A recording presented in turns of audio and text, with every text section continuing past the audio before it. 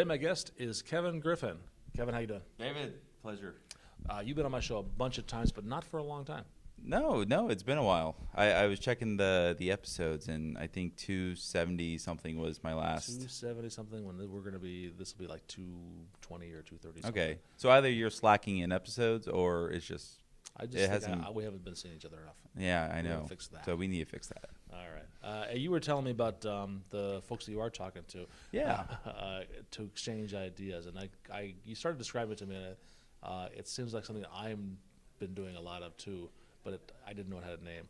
It's interesting. I've had kind of the same realization. I have a good friend in my local area, and we used to work on a contract together. And every week we would meet for coffee, and we would talk and just discuss ideas. And eventually that contract ended, but we kept doing the coffee, and we said, okay, every 2 weeks we're just going to meet here, and we're going to have coffee, and we're going to talk about stuff. All right, you said this contract. You're a consultant. I'm a consultant. Right? That's right. Wintellect. Yes. No, I'm independent consultant. I'm a Wintellect now author. Oh, my mistake. So, all right. Promo code Griffin 13. We kept having coffee, and he's a consultant. I'm a consultant. I am bootstrapping a product, and I'm trying to do all these different experiments in my career and really so I can work less. That's the goal. Mm-hmm. And we found ourselves during these coffee meetings talking about let's try this or let's try that, and the goal to get more customers or to get more money, higher rates, better proposals. You like to experiment, and what I learned was that this isn't a new idea, and that it's a very organized thing in a lot of small communities called mastermind sessions. And a mastermind session being a group of close, trusted friends who you are willing to be very honest with about how you're feeling, what you're trying, what you want to try, and they will be very honest with critiques and criticism. Okay. And always in a constructive way, never destructive. But the conversations are more about your professional life as opposed to your personal life. They are. Okay. Yeah. In a mastermind, is there some governing body of mastermind organization? I think it's just a general term that people have picked up. That sounds diabolical when I say it that way. Yeah. Mastermind organization. And that's the idea is you want to get together with like minds, and you want to work together, and you want to dominate the world. Because if you're successful, if you're successful, everyone else in your group will be successful because they're going to learn from you. All right. And you're going to very openly share what you learn. We do this all the time. We if you're doing a good job, you're trying things, and some of them work, some of them don't. You want to do more of what works. Yep. And less of what doesn't work. And now you're just expanding that out and learning from other people's success and failure. Right? That's right. That's the whole concept of it. Like one example I can give is we were playing with advertisement. So I was interested in trying Facebook ads. He was interested in trying Google ads, and we did 30-day experiments. And I did 30 days of Facebook ads, and he did 30 days of Google ads. And we tried different things with different keywords and going to this site versus that site. And I kept decently detailed notes of how my conversions were, how many people I got to my site, and versus how many people just looked at the ad and didn't do anything. And he did the same thing with his Google ads. And at the end of the month, after 30 days, we came back to, okay, well, did you have any luck? Did you have any luck? And the answer was both no. But really? So advertising doesn't help consultants. Well, it's not that.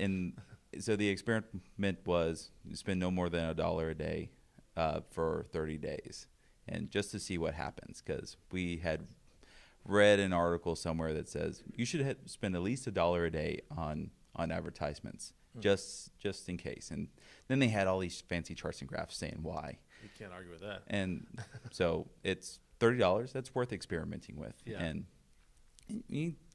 I did get some people to go to my page, but they just didn't convert. If you have 5 people show up, the odds of one of them converting into something legitimate is little.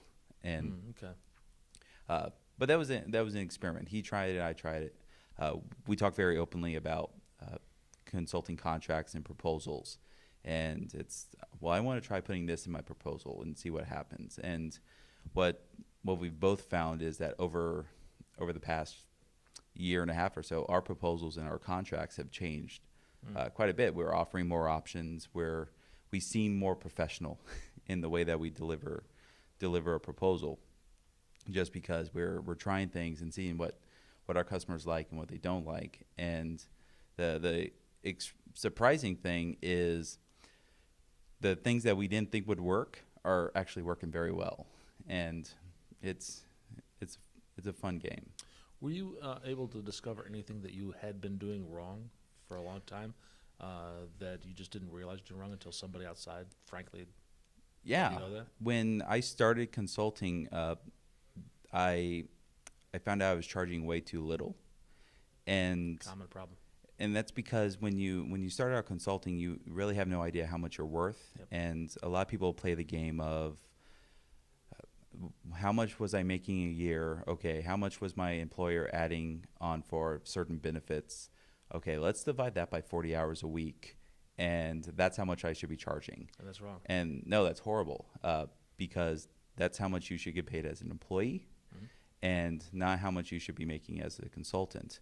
The first place to start is I don't work 40 hours a week. Right. I do a lot of other stuff. So I need to say, okay, well, if I work 20, 25, maybe 30 hours a week, what's a good rate for me to charge If you bill 30 hours a week. if I bill that much? And odds are I'm probably only billing more like 15 hours a week.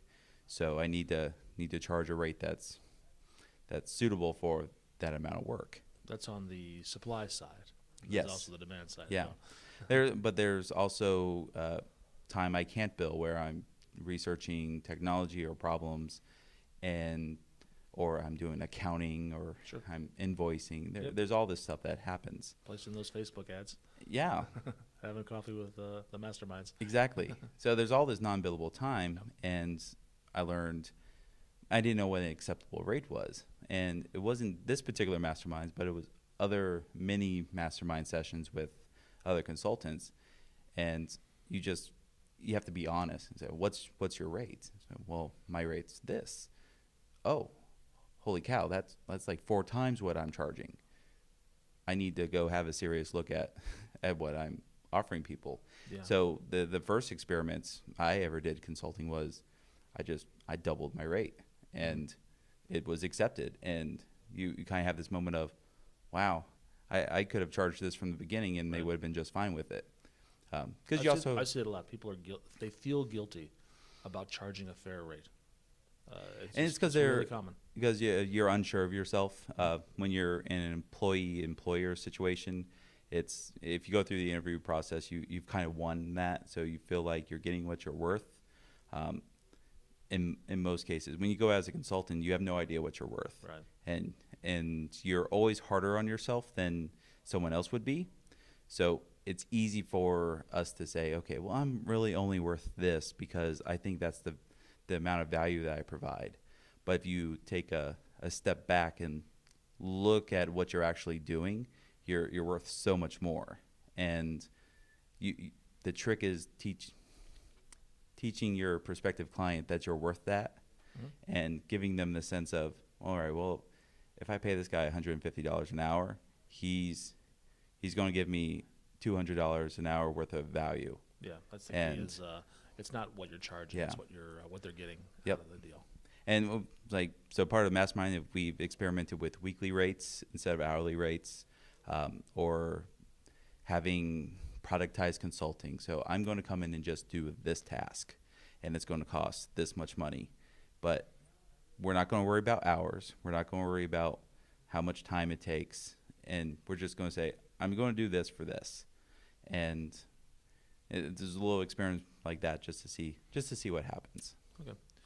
You mentioned that there's this one firm that you're meeting regularly for coffee. Yes. And you're having very, your agenda is this mastermind thing, to exchange ideas, to be very frank and honest. But you also said that there are other people that you're talking to as well. And so you're expanding this out to just get more feedback, a bit more input? It happens in a couple different ways.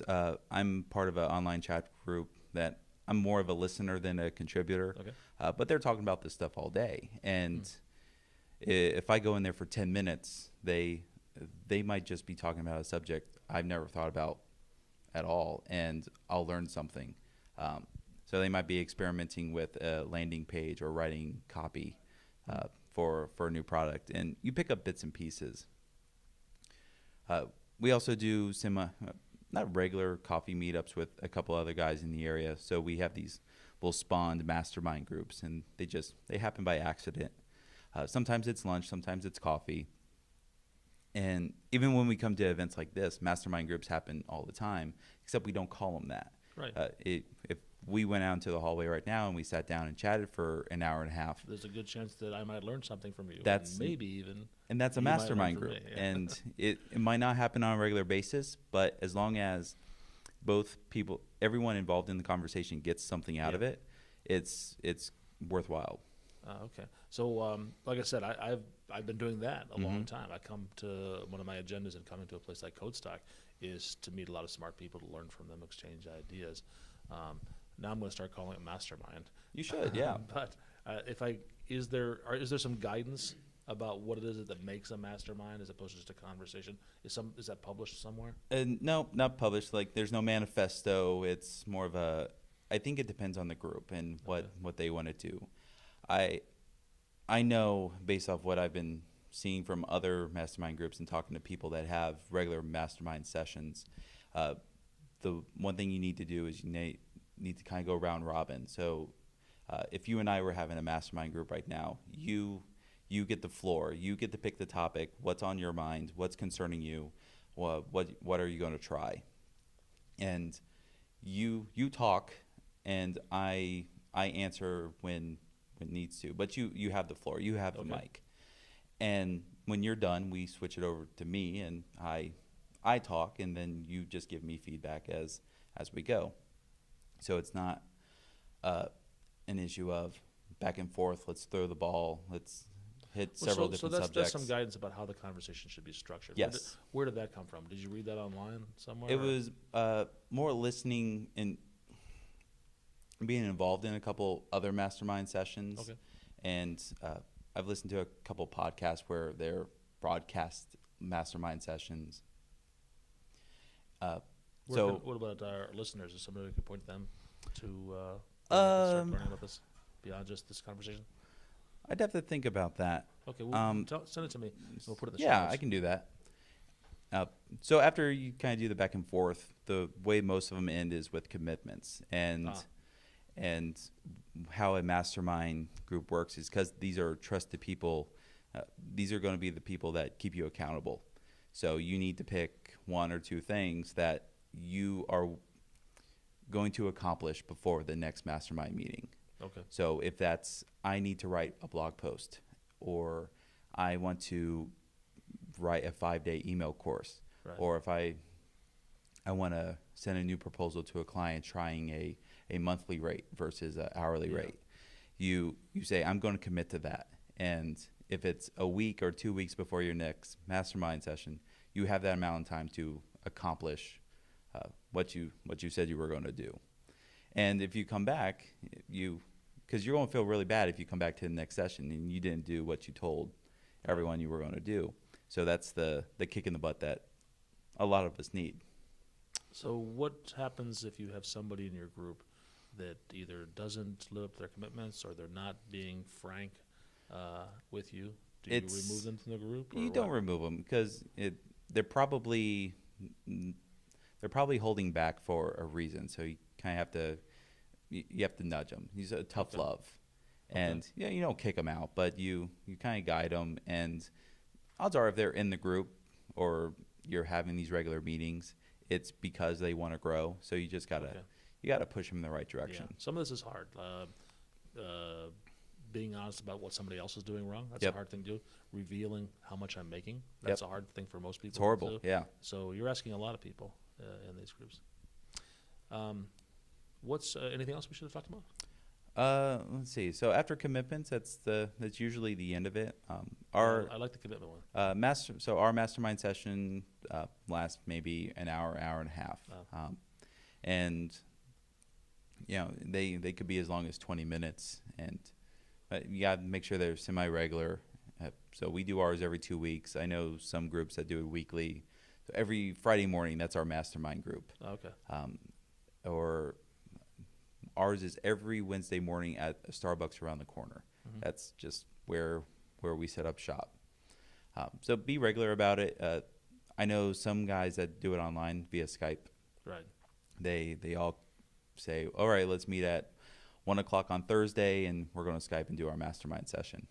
I imagine sometimes these things just sort of turn into just a sociable chat. Yeah, sometimes. How do you redirect it back to the agenda? As long as you keep to the this is what I'm working on, this is what I want to try, and you can't get away from the social aspects of, oh well, my kids got sick this week, it was horrible. Just want to minimize that. Yeah, we're still people after all. Right. But you have to bring it back to the conversation. All right, good stuff. So, but that's part of your accountability. The other people in your group will help pull you back. All right. What's your online presence? Where can people find out more about Kevin Griffin? They can find me at kevgriffin.com, and I'm at Twitter at 1kevgriff. Kevin, thanks a lot. My pleasure.